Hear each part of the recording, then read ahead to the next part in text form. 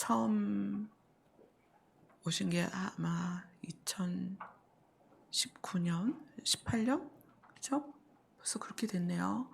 그래서 우리 장현수 성도님이 저희 교회에 처음 왔을 때 하나님이 믿어지지 않고 하나님이 어디 계시냐 그랬던 상태에서 제가 장윤수 성도님 세례 받읍시다 이렇게 권하지 않았어요.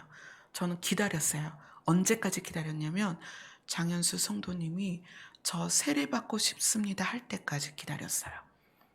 2년의 시간이 지나고 장윤수 성도님이 드디어 8월 달에 세례 받고 싶습니다라고 이야기를 시작을 했어요. 그래서 10월 3일 날 세례를 받읍시다. 왜 그런지 모르시죠?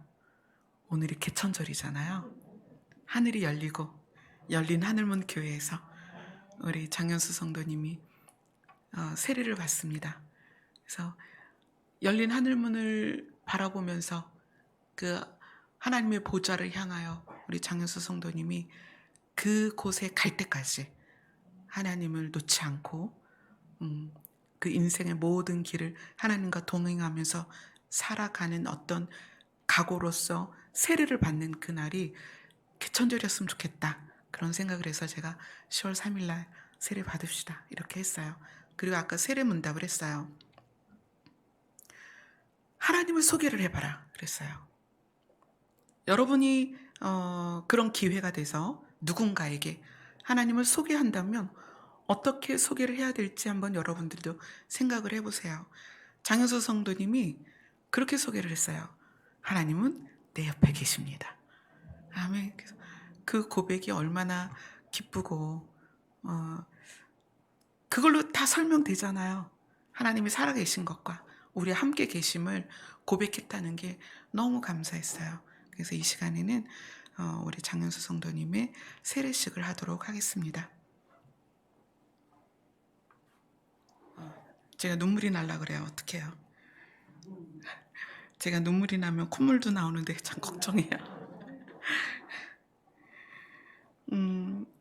그때 기억이 나요. 제부도에서 그때 집회를 하는데 그 집회 때 처음 장현수 성도님 만나고 은서 은진이도 그때 봤어요. 근데 장현수 성도님을 그 제부도 집회에 같이 오게 한 분이 여동생이세요. 그래서 그 여동생이 특별히 오빠에 대해서 부탁을 하고 분명히 하나님의 은혜를 주실 건데 그 과정이나 시간을 우리가 알 수 없잖아요. 기다려야 되잖아요. 하나님을 알기까지. 그런데 드디어 본인이 세례를 받고 싶다는 말을 제가 듣고 얼마나 감사했는지 몰라요.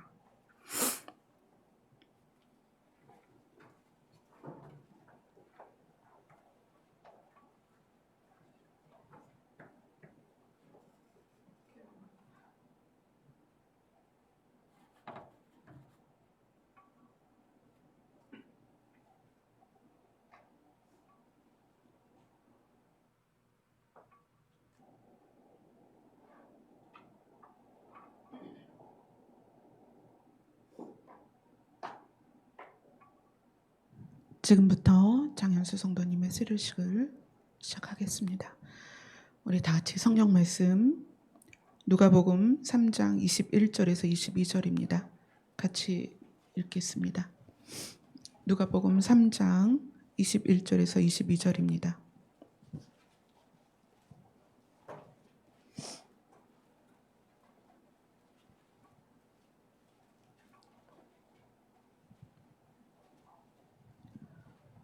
누가복음 3장 21절에서 22절 같이 읽겠습니다. 시작. 백성이 다 세례를 받을새 예수도 세례를 받으시고 기도하실 때에 하늘이 열리며 성령이 비둘기 같은 형체로 그의 위에 강림하시더니 하늘로부터 소리가 나기를 너는 내 사랑하는 아들이라 내가 너를 기뻐하노라 하시니라. 아멘. 하늘이 열리고 하늘로부터 소리가 들렸습니다. 성령께서 우리 장현수 성도님 마음 안에 오셔서 하나님을 알게 하셨고 하나님을 느끼게 하셨고 그래서 장현수 성도의 입에서 하나님이 내 옆에 계시다라는 고백이 되어지도록 은혜를 부으셨어요. 그리고 하나님은 이렇게 말씀하시는 거예요.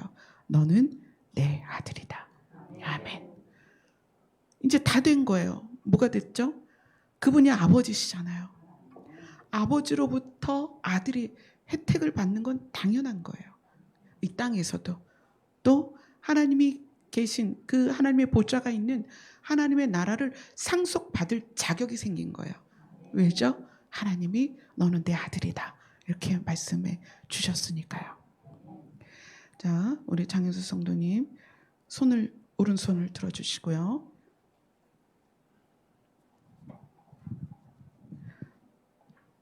성도 장현수는 하나님이 유일하신 신이시며 인간을 포함한 세상 만물을 창조하신 창조주이심을 믿습니까?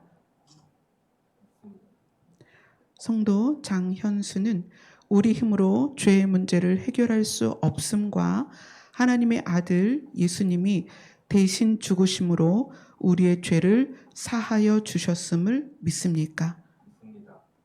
성도 장현수는 성령님께서 마음에 가르치시는 성경의 진리를 배우며 겸손하게 예수 그리스도만을 따라 살기로 서약합니까? 네, 손을 내려주세요. 오늘 우리 장현수 성도님의 세례식을 축하해 주기 위해서 어머니하고 또 형제 가족이 함께 나오셨습니다. 그리고 우리 은서 은진이도 자리에서 일어나 주세요. 우리 가족들도 일어나 주세요. 일어나셔서 오른손을 들어주세요. 네, 오른손을 들어주시고 제가 질문할 때 예라고 대답을 해주시면 감사하겠습니다. 그러나 마음에 우러나지 않으면 예라고 하지 마세요. 그냥 가만히 계셔도 돼요. 질문하겠습니다.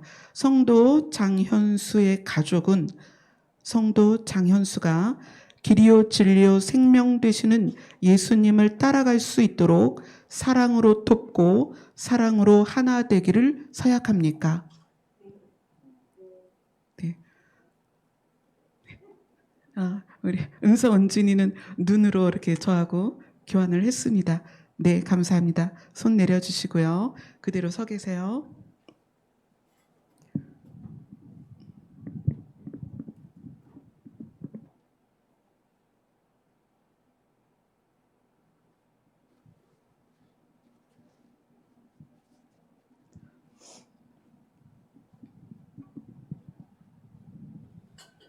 기도하겠습니다. 하나님, 이 시간에 예수 그리스도의 피의 공로로 인하여 죄사함을 받고 하나님의 자녀가 되기로 작정한 장현수 성도에게 세례를 주려고 이 모임을 가졌습니다. 하나님의 자녀된 것이 얼마나 놀라운 은혜인지 우리 장현수 성도님이 하루하루 살아가며 하나님을 아버지라고 부를 때 하나님께서 기쁘게 너는 내 아들이라 대답하여 주시고 모든 기도마다 하나님께서 찾아와 주셔서 늘 곁에서 그 기도를 들으시고 그 마음으로 응답하여 주시옵소서. 예수님 이름으로 기도드리옵나이다.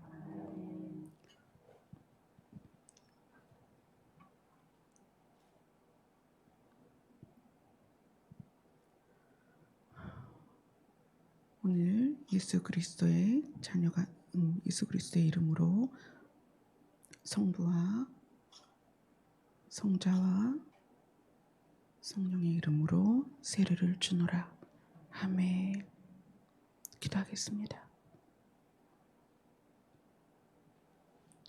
한 사람이 태어나서 신의 자녀가 되는 것이 얼마나 놀라운 축복인지요. 사람의 몸에서 났지만 이제 하나님의 자녀가 되었습니다. 이것은 이제는 누구도 그것을 부인할 수 없고 모두가 보는 가운데에서 우리가 증인이 되었습니다. 이제 장현수 성도가 어느 자리에서든 어떤 상황에서든 하나님을 아버지라고 부를 때에 하나님께서 기쁘게 응답하여 주시옵소서. 예수님 이름으로 기도드리옵나이다. 아멘. 감사합니다. 우리 여러분들 박수 좀 쳐주세요. 오늘 우리 장현수 성도님은 대한예수교 장로회 열린 하늘문교회 세례교인이 된 것을 선포합니다. 아멘. 자, 우리 은서 은진이가 아빠에게 꽃다발 증정이 있겠습니다.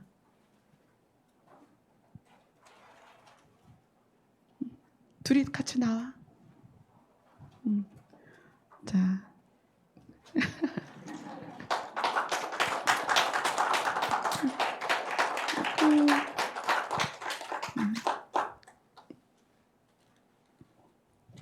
네.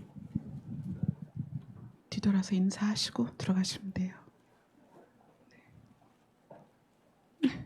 네, 이제 가족분들 자리에 앉아주시면 좋겠습니다.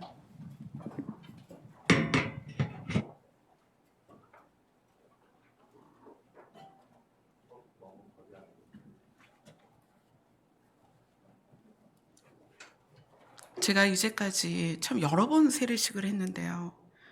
오늘 세례식은 저 자신도 떨리고 왜 그랬냐면요. 여동생이 오빠를 저한테 2년 전에 맡길 때 너무나 간곡하게 부탁을 했어요. 여동생이 너무나 눈물로 많은 세월을 기도를 했고, 그래서 사실 심리적인 부담이 있었어요. 우리 교회는 마지막 때가 깨달아져서 유튜브를 통해서, 책을 통해서, 블로그를 통해서 찾아왔는데 이분은 하나님이 없다고 한 분이란 말이에요. 근데 그런 분을 여동생이 모시고 와서 또 더군다나 우리 교회에서 보셨지만 얼마나 많이 아팠어요. 하나님이 살아계셔서 분명히 믿음을 주실 건 아는데 그 과정이나 시간에 대해서 걱정이 되는 거예요. 이 장현수 성도의 입에서 하나님이 계시다는 것과 세례를 받고 싶다는 말이 언제쯤 나올까? 참 많은 시간 기다렸어요. 근데 어느 날 그렇게 본인의 입에서 세례를 달라고 하는데 그날을 제가 잊지 못해요. 겉으로 표현은 안 했지만 너무 감사했고 그냥 깡총깡총 뛰고 싶었어요. 그래서 다른 세례식보다 오늘은 제가 더 떨리고 가슴 벅차고 그런 세례식이었어요. 너무 감사합니다. 우리 찬송가 214장 찬양하겠습니다.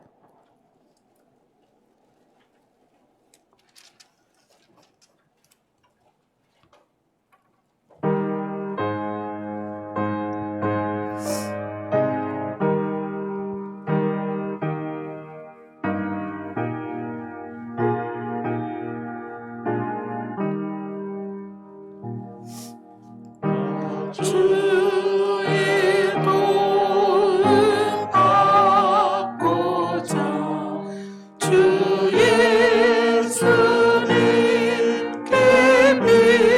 빕니다. 그 구원하라 하시사 날 받아주소서.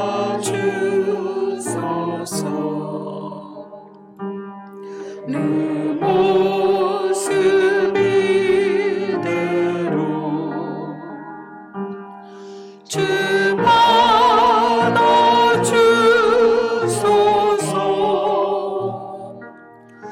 날 위해 돌아가신 주 날 받아주소서.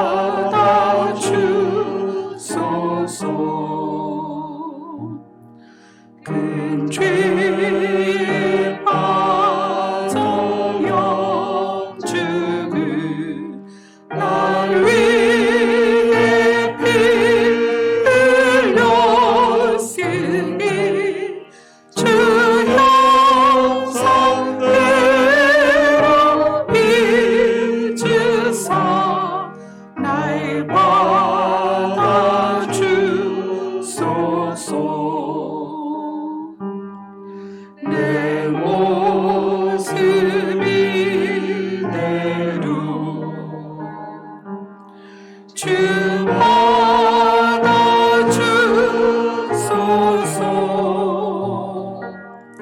날 위해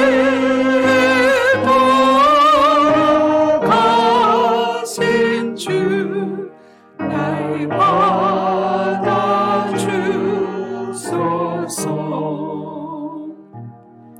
네 힘과 결심 하여 일깨어지게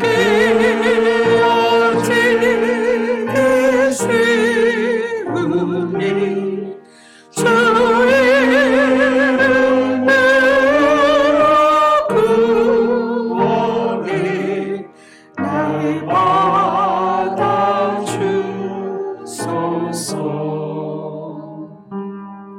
내 모습 이대로 주 받아주소서.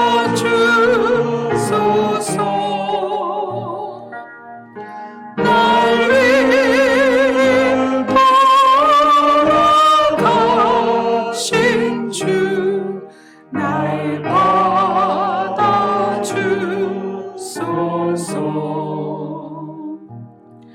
내 주님 서신 발 앞에 나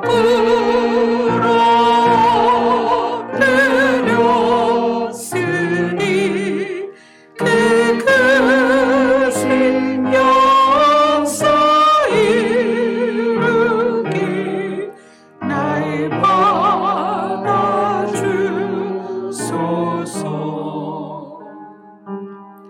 내 모습 이대로 주 받아주소서.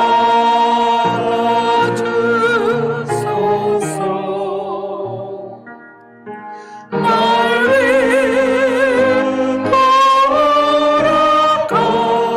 돌아가신 주 날 받아주소서. 아멘. 기도하겠습니다. 이제 우리가 우리에게 속한 모든 것을 버려버리고 이제 주님을 쫓기로 작정하였습니다. 날마다 주를 따라가게 하여 주시옵소서. 예수님 이름으로 기도드리옵나이다. 아멘. 사실 오늘이 저희 남편 기일이기도 해요. 저희 남편이 2015년 10월 3일 날 하나님께 갔는데 그리고서 그때는 우리 교회 이름이 민족 성시교회였거든요. 그리고 나서 2017년에 열린 하늘문 교회가 됐죠. 이름이 바뀌었죠. 근데 그때까지도 생각을 못했어요. 그런데 이번에 이 세례식을 준비하면서 남편이 하나님께 간 날도 개천절이고 교회 이름은 열린 하늘문 교회가 됐고 이것도 무슨 연관성이 있나 보다. 그런데 그날 또 장현수 성도님이 어떤 뭘까요? 저희 아이가 많이 아팠고 장현수 성도님이 저희 교회 올 때도 우리 아이가 굉장히 많이 아플 때였어요. 그래서 아픈 장현수 성도님이 때로는 쓰러지기도 하고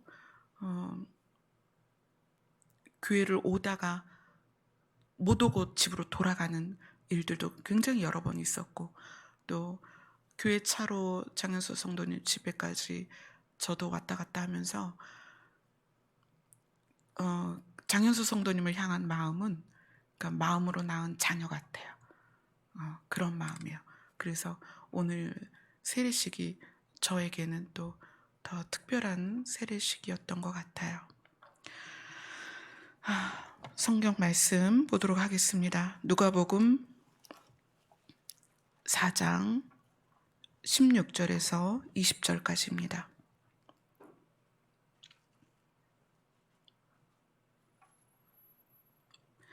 누가복음 4장 16절에서 20절 같이 읽겠습니다. 시작.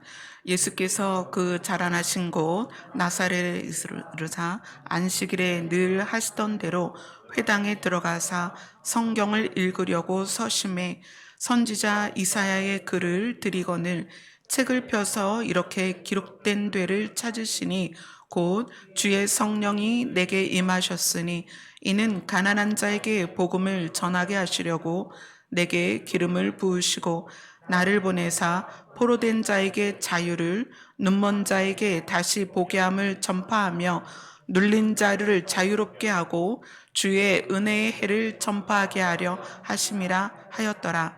책을 덮어 그 맡은 자에게 주시고 앉으시니 회당에 있는 자들이 다 주목하여 보더라. 아멘. 예수님은 이 복음을 전파하려고 오셔서 책을 덮고 예수님을 주목하는 자들에게 무엇을 말씀하고 싶으셨을까요? 예수님이 그들을 보면서 너희들이 눌려 있다, 매여 있다, 잡혀 있다, 너희에게 자유가 없다. 내가 너희에게 자유를 주려고 왔다.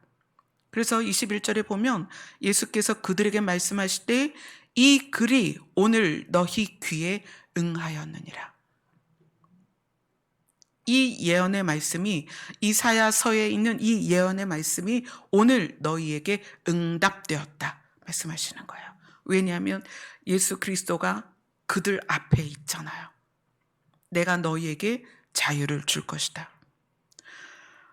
진리가 너희를 자유케 하리라 라는 것의 전제는 자유가 없다는 거예요. 우리는 이미 포로가 되었어요. 사로잡혔습니다.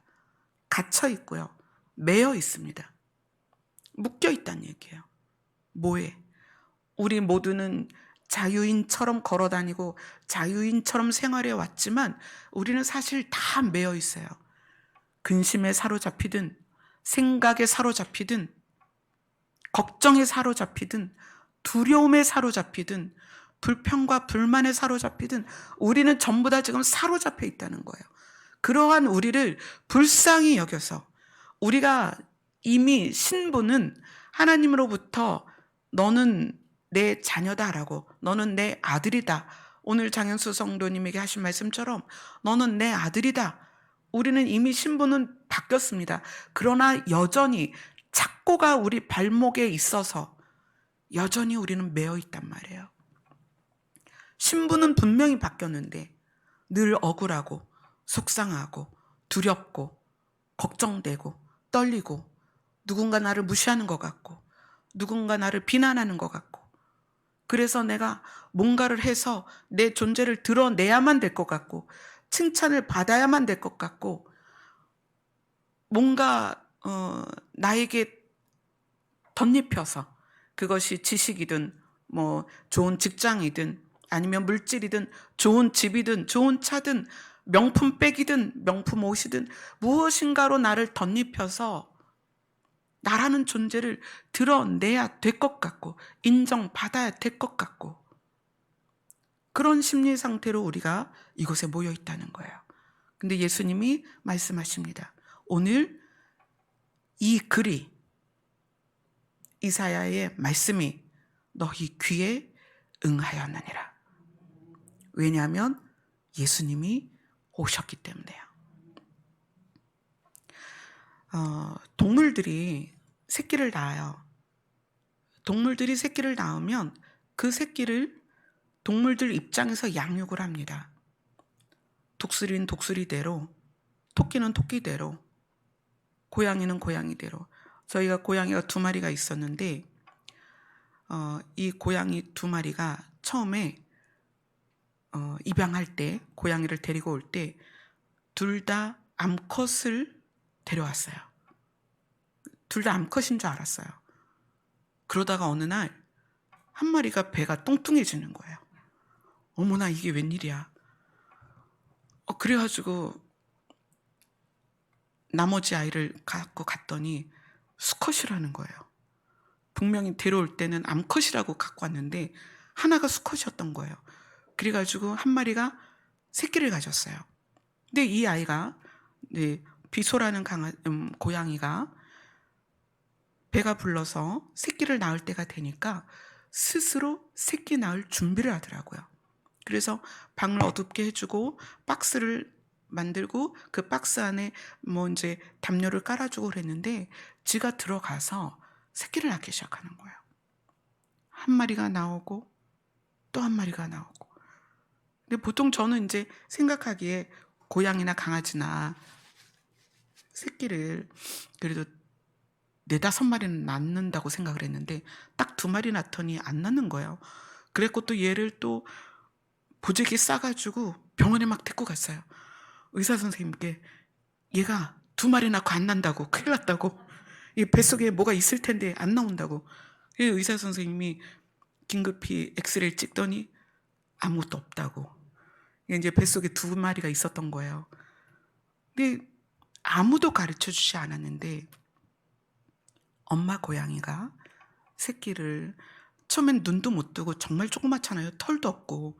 근데 그거를 핥고 젖을 먹이고 또 핥아주고 그래서 그 녀석들이요 보송보송하게 털이 나서 정말 예쁜 아기가 됐어요. 그래서 이제 저희가 4마리를 키울 수가 없으니까 그 2마리를 다른 데 입양을 보냈어요. 저희 부목사님 댁으로 갔어요. 그 부목사님 아들들이 고양이를 갖고 싶다 그래가지고 2마리를 입양을 보냈어요. 동물들이 새끼를 키울 때 목적이 뭘까요? 무슨 마음으로 새끼를 키울까요? 여러분 한번 생각해 보셨나요? 동물들은 새끼를 어떤 목적으로 키울까? 자, 저희 고양이가 새끼를 낳았으니까 저는 저희 고양이가 자기 새끼들에게 너 훌륭한 사람 되라. 이렇게 훌륭한 고양이 돼야 돼. 뭐 좋은 직장에 들어가야 돼. 이렇게 하는 걸 본 적이 없어요. 먹이고 재우고 먹이고 재우고 핥아주고. 그러니까 건강하기를 바라는 거예요. 그래서 저는 생각했어요. 동물들은 새끼를 키울 때 그게 호랑이든 고양이든 독수리든 참새든 동물들의 어미는 자기 새끼가 독립하기를 원해서 키웁니다. 동물들은 자기 새끼의 독립을 원해요. 그래서 새끼들이 좀 어느 정도 자라면 독립할 수 있도록 도와주고 새끼가 독립하면 떨어집니다. 그래서 야생에서는 어미가 새끼를 끝까지 품고 나중에 뭐 엄마가 새끼를 며느리를 들이거나 사위를 들여서 그걸 또 키우고 손자 나면 또 키우고 그러지 않아요. 동물들은 자기 새끼들을 다 독립시켜요. 그런데 사람은 그렇지 않아요. 사람은 어때요? 아담과 하와가 에덴에서 악의 눈을 뜨죠. 선과 악을 아는 열매를 먹고 나서 악의 눈을 뜹니다. 그리고 악의 눈을 뜬 사람들에게는 뭐가 생기냐면 탐욕이 생겨요. 욕심. 그게 뭐냐면 사람 자체로 만족하지 않는다는 거예요. 자기 자신도 무엇인가 둘러야 되고 무엇인가 명예가 있어야 되고 무엇인가 가져야 만족을 느낀다는 거예요. 그런데 부모가 자녀를 향해서도 마찬가지라는 거예요. 자녀가 건강하게, 씩씩하게, 행복하게 그 존재만으로 인정받는 게 아니라 자녀에게 끊임없이 요구하죠.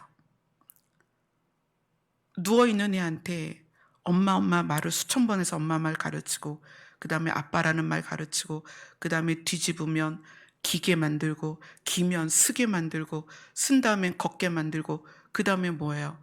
이제 ABCD도 가르치고 1, 2, 3, 4 가르치고 가나다라 가르쳐서 얘가 남들보다 조금 빠르면 영재난 것 같고 천재된 것 같고 사람은요 자기 자식인데도 불구하고 그 자식에게 탐욕스러운 마음을 가지고 있다는 거예요.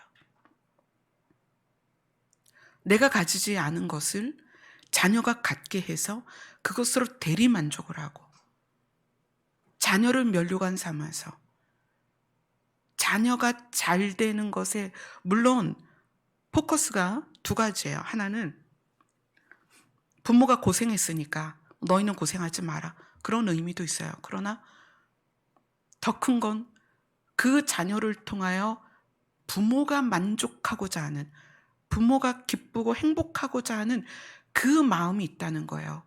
무엇에서부터 시작되냐면 악에 대하여 눈을 뜨고 나서 그런 심리가 생겼다는 거예요. 우리가 이것이 해결되지 않으면 자녀들이 불행합니다. 우리 오늘 특별히 여러 자녀가 있어요. 저기 제일 어린 예영이, 거기 있죠, 예영이? 예, 예영이부터 쭉 지금 오늘 예배를, 여러 친구들이 예배를 드리고 있어요. 정말 솔직하게 여기 계신 부모님들이 생각해 보세요. 우리 아이가 성적이나 어떤 발달 과정에 상관없이 이 아이가 너무 귀하고 예쁘다. 이런 정말 다 내려놓고 그럴 수 있냐는 거예요.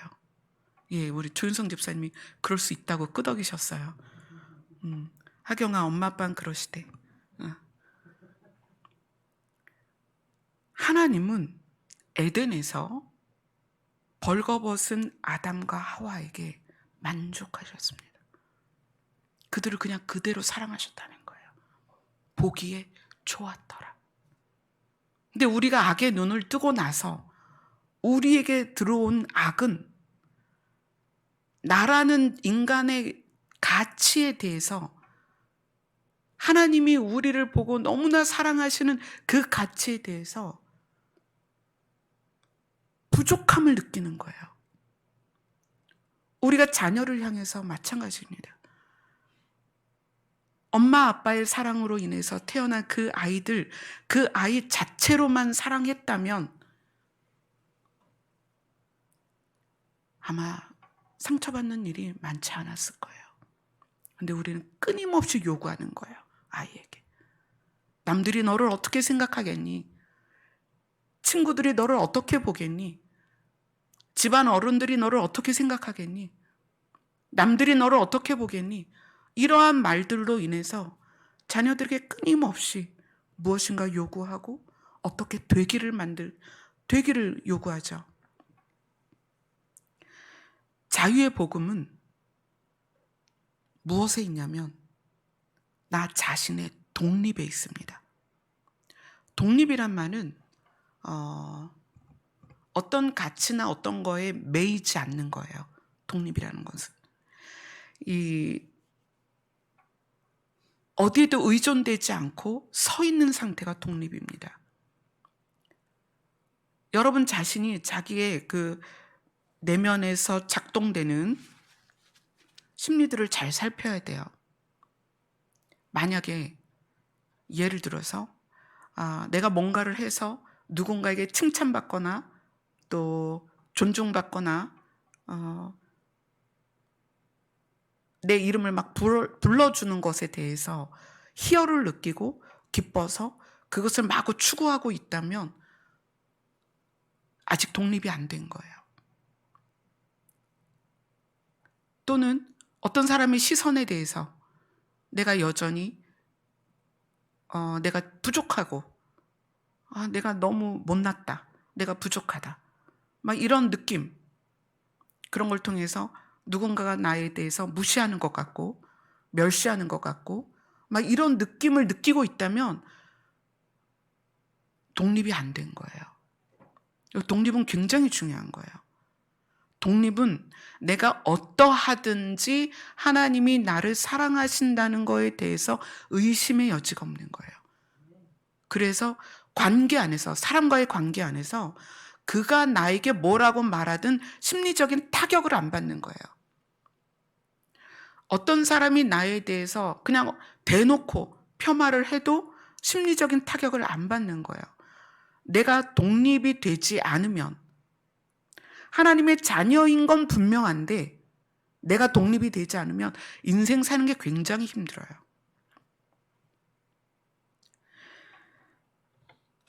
독립된 그 마음의 가치를 어떻게 가질 수 있느냐? 우리가 왜 독립이 안 되냐면 지속적으로 경험되어진 과거가 나를 붙들고 있거든요. 누군가 예를 들어서 뭐 이제 부모님으로부터 너무 엄하게 교육을 받았다든지 체벌을 당했다든지 거절을 당했다든지 아니면 부모가 나에게 욕을 계속 한다든지 아니면 부모가 나를 많이 상처를 줬다든지 아니면 뭐 이제 학교에서 선생님으로부터 뭐 그런 아니면 친구들로부터 왕따를 당했다든지 뭐 여러 가지 상황이 있을 거예요.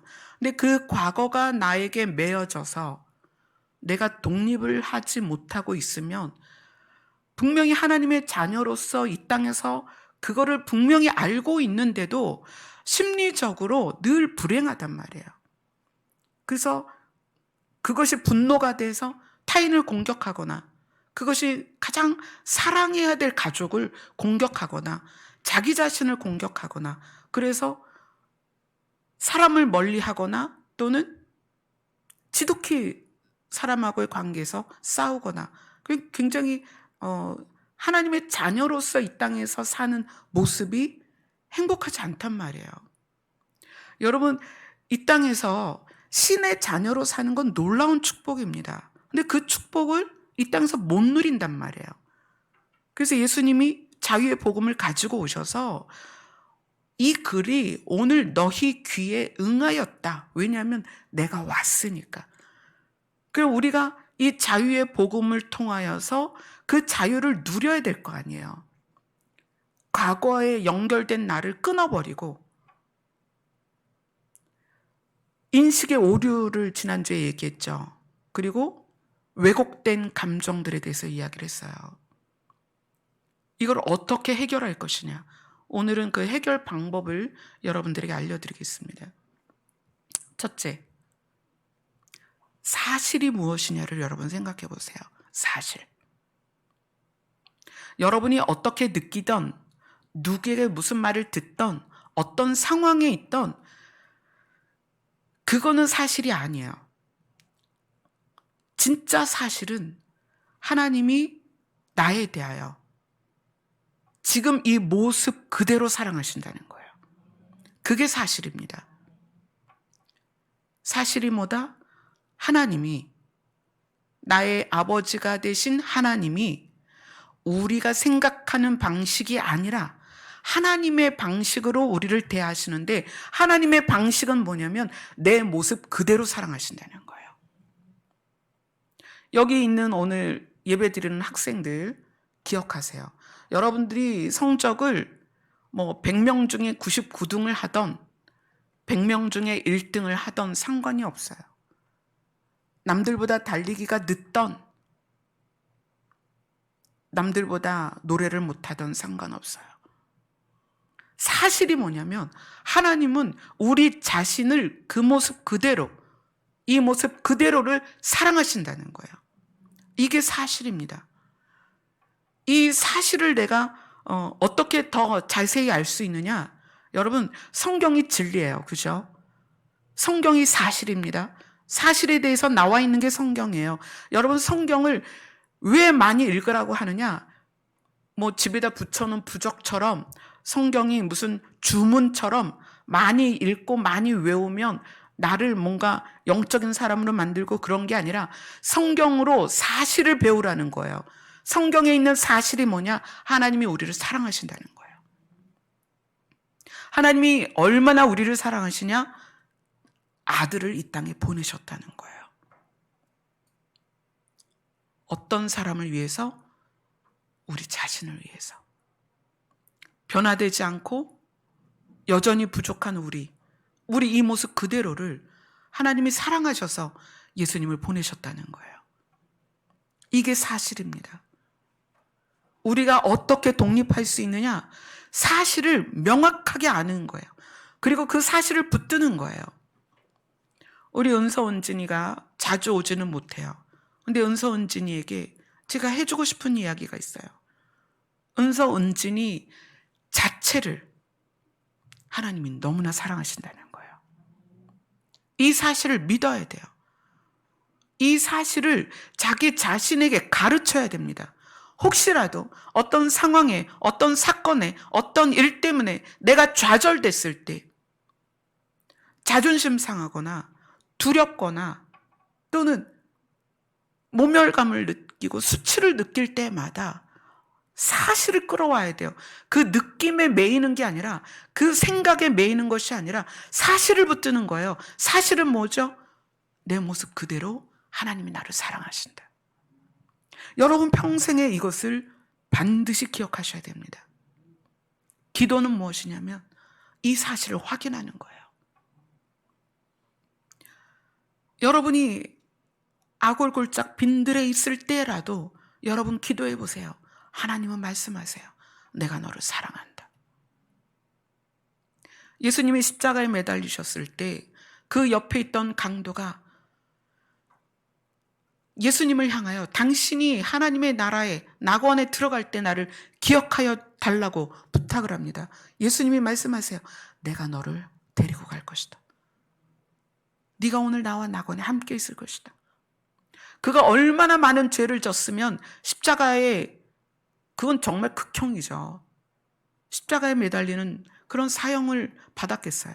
그런데 그가 하나님의 이름을 부를 때, 예수님의 이름을 부를 때, 예수님이 하나님의 아들인 것을 인정했을 때 하나님은 그를 낙원으로 데려가셨다는 거예요. 하나님이 우리를 향하여, 우리 자신을 향하여, 우리 자신 이 모습 그대로를 얼마나 사랑하시는지 이것이 사실이라는 거예요. 여러분이 생각에 매이거나 근심과 걱정과 두려움과 분노나 자기 자신에 대한 열등감이나 자기 자신에 대한 부족감에 휘둘릴 때, 매일 때 반드시 여러분 이 사실을 꺼내서 사실을 계속 자기 자신에게 가르쳐야 돼요. 기도는 하나님 앞에 나아가서 이 사실을 검증받는 것입니다. 우리가 어떻게 독립할 수 있느냐? 이 사실을 명확하게 아는 거예요. 그 다음에 두 번째는 옳은 선택을 하는 것입니다.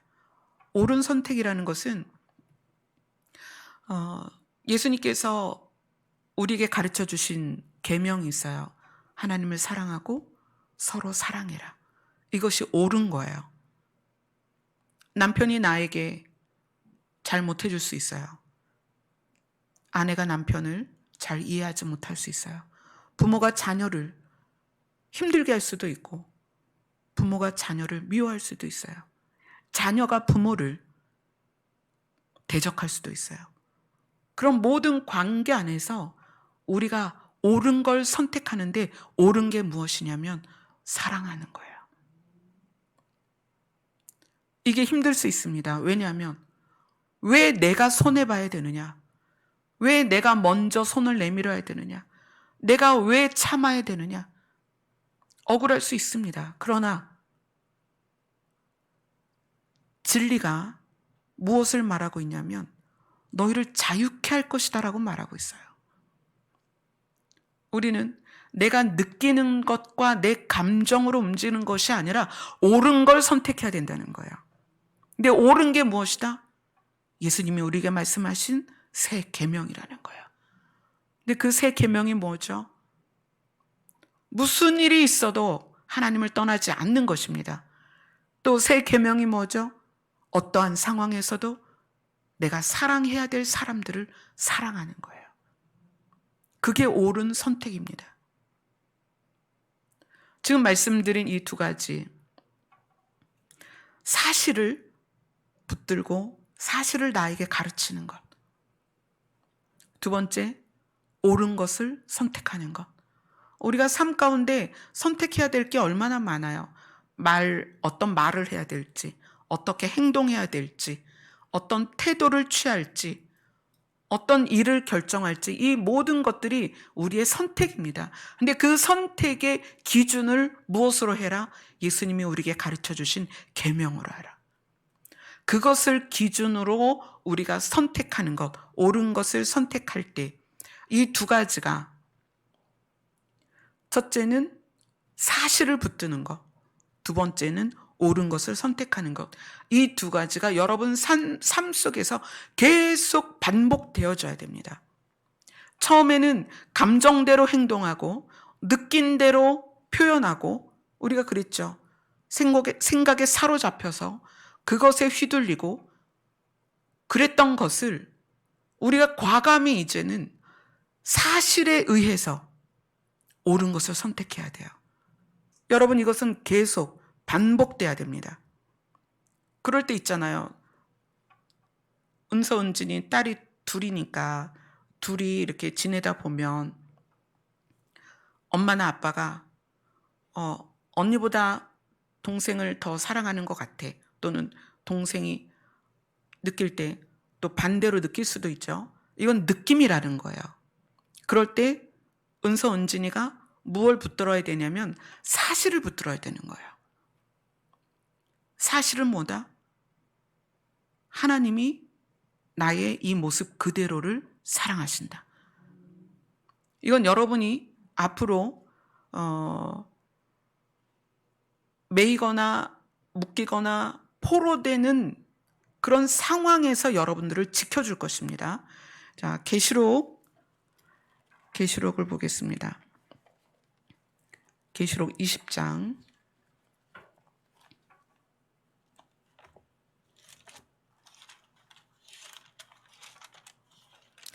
요한계시록 20장 3절입니다.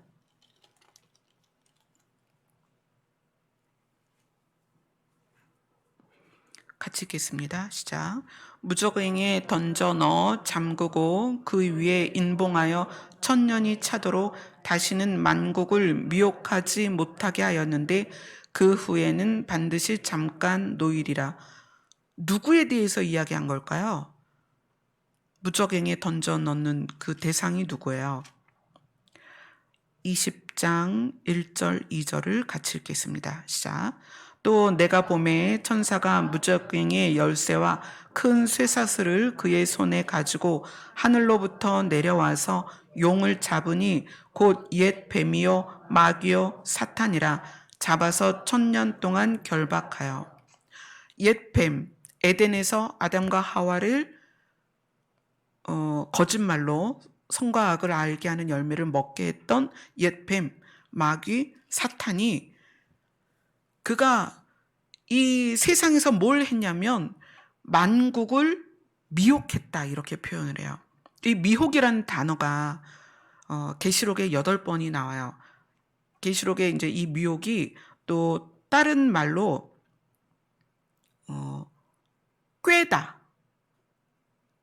꾀다라는 표현으로 한 2번이 나오고 나머지 한 6번이 미혹으로 나와요.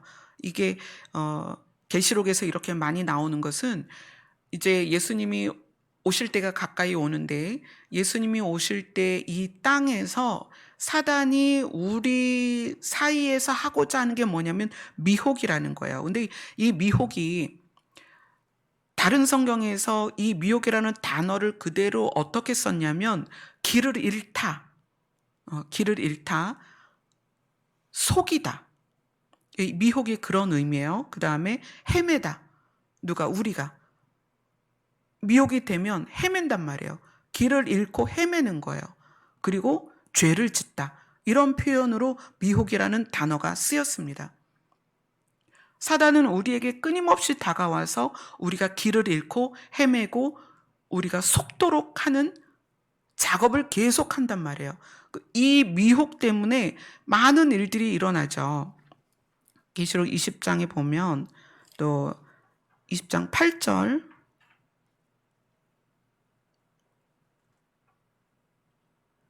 같이 읽겠습니다. 시작. 나와서 땅의 사방 백성 곧 곡과 마곡을 미혹하고 모아 싸움을 붙이리니 그 수가 바다의 모래 같으리라. 천년 왕국 이후에도 사단은 노임을 받았을 때 또 뭘 하냐면 미혹을 한다는 거예요. 사람들을 미혹해서 길을 잃는다는 건 예수님을 떠나는 거죠. 길을 잃고 헤매고 죄를 짓고 속아 넘어가는 거예요. 그게 사단인데 우리에게 뭘 속아 넘어가게 하겠냐는 거예요. 우리 자신의 가치를, 하나님이 나를 얼마나 사랑하는지를 우리가 잊어버리게 하는 거예요. 그래서 우리 안에 뭐가 생기느냐면 탐심이 생기는 거예요. 뭔가 더 필요한 것 같은. 그래서 물질을 쫓고 명예를 쫓고 권력을 쫓고 계속 무엇인가를 쫓아가게 만들죠. 길을 잃는 거예요. 헤매는 거예요. 이게 사단이 우리에게 하는 작업이라는 거예요. 이 미혹이 지금 우리 안에 역사하고 있고 각자 한 사람 한 사람에게 가장 적절한 미혹을 가지고 사단이 다가온다는 거예요. 그래서 여러분은 여러분 자신이 길을 잃지 않기 위해서 반드시 알아야 될 게 사실이라는 거예요. 사실. 하나님이 계시고 하나님이 우리 자신 우리 각각 그냥 우리 모습 그대로를 사랑하신다는 걸 여러분 반드시 기억해야 돼요. 이 사실을 놓치면 우리가 길을 잃고 헤매기 시작해요. 그리고 죄를 짓기 시작합니다. 우리 안에 반드시 탐심이 들어와요. 예수님이 자유의 복음을 우리에게 가져오셔서 우리에게 독립을 원하십니다. 이 독립에 대해서 누가복음을 잠깐 보겠습니다. 누가복음 21장입니다.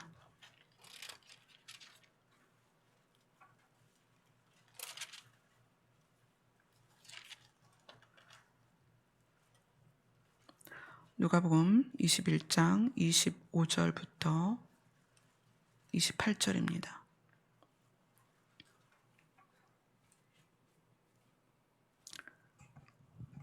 같이 읽겠습니다. 시작. 1월 성신에는 징조가 있겠고 땅에서는 민족들이 바다와 파도의 성난 소리로 인하여 혼란한 중에 곤고하리라. 사람들이 세상에 임할 일을 생각하고 무서워함으로 기절하리니 이는 하늘의 권능들이 흔들리겠습니다. 그때 사람들이 인자가 구름을 타고 능력과 큰 영광으로 오는 것을 보리라. 이런 일이 되기를 시작하거든 일어나 머리를 들라. 너희 속량이 가까웠느니라 하시더라. 정말 많은 일들이 우리 주변에 일어나고 있습니다. 말도 안 되는 일들이 일어나고 있어요. 이러할 때 예수님이 우리 보고 뭐라고 하시냐면 일어나 머리를 들어라. 어디에도 매여 있지 말아라. 어떤 것도 중요하게 생각하지 말아라. 독립하라는 거예요. 어디에 예속되거나 무언가를 의존하지 말라는 거예요. 하나님에게서 여러분이 사실을 발견을 해야 됩니다. 하나님이 살아계신 것과 그분이 나를 살리실 것과 그분은 나에 대하여 평가하거나 비난하거나 그러는 분이 아니라 나 자신을 우리 모습 그대로를 사랑하셔서 반드시 우리를 살리실 거라는 것. 여러분이 신앙 안에서 독립하지 못하면 여러분은 끊임없이 삶 속에서 생각에 매이고 붙들리고 그 생각과 싸우고 그래서 길을 잃고 헤매고 그러면서 이 시선이 하나님을 바라보는 것이 아니라 계속 사람을 보게 돼요. 저 사람이 나한테 어떻게 말하나, 저 사람이 나에게 어떻게 행동하나, 저 사람이 어떤 태도로 나를 대하나 계속 그걸 보는 거예요. 내가 저 사람에게 어떻게 비춰질까? 저 사람은 나를 어떻게 생각할까? 여러분, 이제 눈을 들어 하나님을 보세요. 이제 독립하셔야 됩니다. 주의 가까움이 올수록 여러분들의 시선이 하나님을 향해야 돼요. 그런데 그러려면 우리가 독립을 하려면 자기 자신에 매여 있는 그 수많은 가치들에 대해서 과거에 매여 있는 그 감정과 느낌에 대해서 여러분이 그걸 끊어내야 된다는 거예요. 근데 그걸 어떻게 끊어내느냐? 내 모습 그대로를 사랑하시는 하나님이 나를 향하여 나에 대한 가치를 어떻게 갖고 계시는지를 그 사실을 알아야 된다는 거예요. 여러분 그 사실을 붙들어야 됩니다. 그리고 하나님이 우리에게 주신 새 계명이 나의 기준이 되어서 그것을 살아내는 거예요. 옳은 걸 선택하는 거예요. 상대가 나를 뭐라고 하든 그 사람이 나를 코앞에서 폄하하고 비난할 수 있습니다. 그래도 어떻게 한다? 옳은 걸 선택한다. 미워하고 같이 분노하고 같이 화내고 같이 판단하고 그게 아니라 옳은 걸 선택하는 거예요. 해보세요. 예수님이 말씀하신 자유를 여러분 스스로 느끼게 될 것입니다. 아멘. 여러분, 여러분의 자녀를 자유롭게 해야 될 거 아니에요. 요구하지 마세요. 아이들 그 자체로, 이 아이들 숨쉬고 있는 이 호흡하고 있는 이 아이 자체로 너무나 귀하고 소중하고 아름다운 아이들이에요. 우리 모두가 그렇게 가치를 갖게 되면 우리 자녀들이 자유케 되는 거예요. 아멘. 예수님이 우리에게 그 자유를 주시려고 우리에게 오신 거예요. 그래서 오늘 예수님 앞에 있던 자들에게 이 읽은 이 말씀이 오늘 너희 귀에 응하였다. 아멘. 여러분들이 이 땅에서 사는 동안에 이제 곧 주님 오실 것이고 여러분이 주님 앞에 갈 것입니다. 그 시간 동안에 진리로서 누리는 자유, 그것을 맛보기를 원합니다. 아멘. 기도하겠습니다.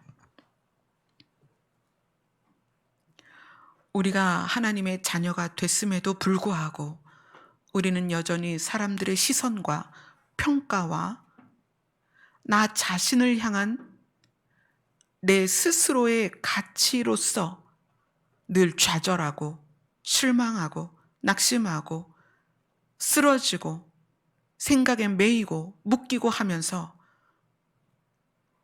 고통 가운데 있었습니다. 오늘 말씀처럼 이제 예수 그리스도가 우리에게 전해주시는 이 복음으로 말미암아 자유케 하여 주시옵소서. 이 복음을 누리게 하여 주시옵소서. 예수님 이름으로 기도드리옵나이다. 아멘. 우리를 자유케 하시는 이름 예수 그리스도의 사랑을 노래하겠습니다.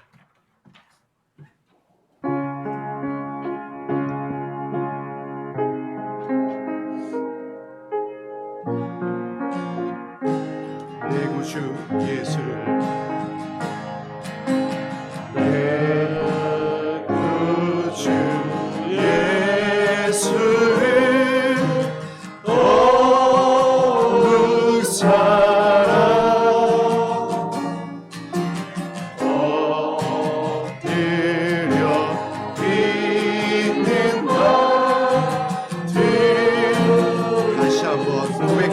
더욱 내 구주 예수를 내 구주 예수를 더욱 엎드려 기도합니다. 엎드려 뛰는 밤 들으소서.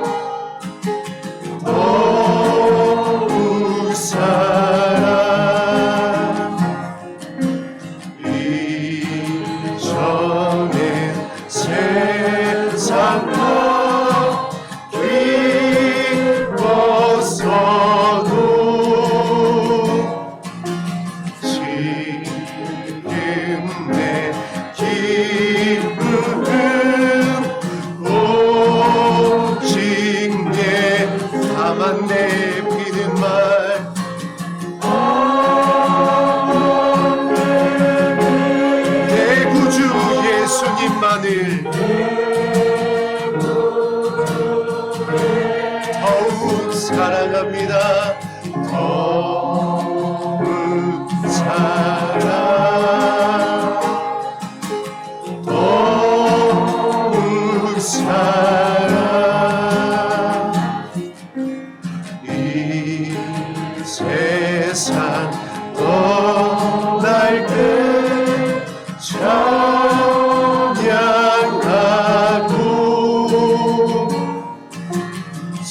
숨질 때 아닌 것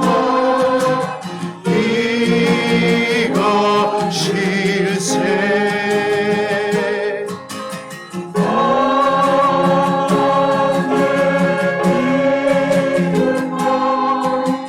내 구주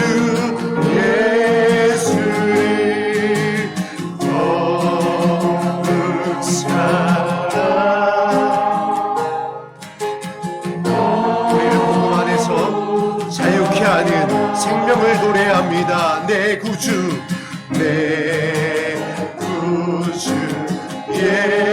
예수를 더욱 사랑. 엎드려 비는 말들 지금 이 자리에 함께 하십니다. 내 진정 소원이 내 구주 예수를 더욱 사랑, 더욱 사랑.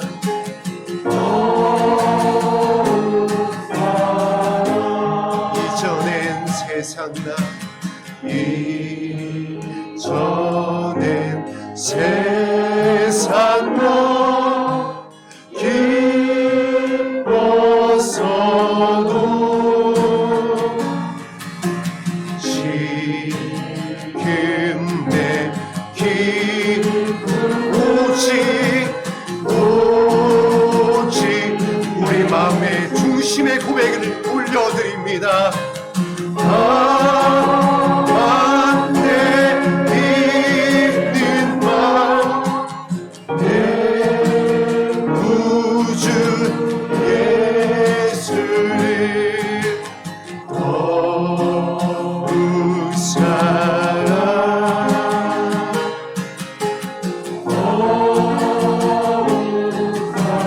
그날일 다가옴을 바라보며 이 세상 떠날 때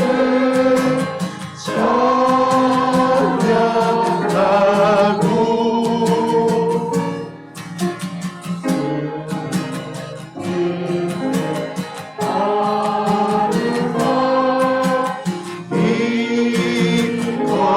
이것일세.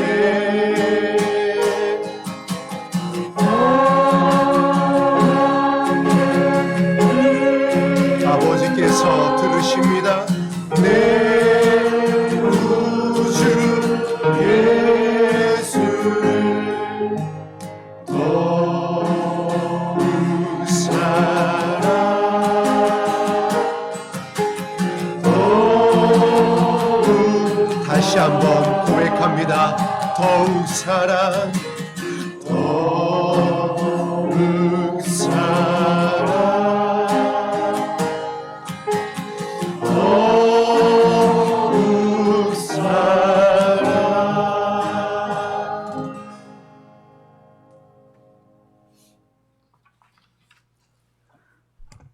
많은 분들이 그런 얘기를 해요. 아무리 기도를 해도 하나님이 나에게 음성을 들려주지 않습니다. 하나님이 나를 사랑하지 않는 것 같아요. 나는 아무리 기도해도 느낌이 없습니다. 남들은 환상도 보고 음성도 듣는다고 하는데 나는 느낌이 없습니다. 여러분, 우리는 우리의 과거에 의해서 우리의 느낌들이 만들어져 왔어요. 그래서 우리가 사실을 붙잡아야 되는 거예요. 하나님은 우리를 사랑하십니다. 그래서 옳은 걸 선택하는데 옳은 걸 어떻게 선택하느냐?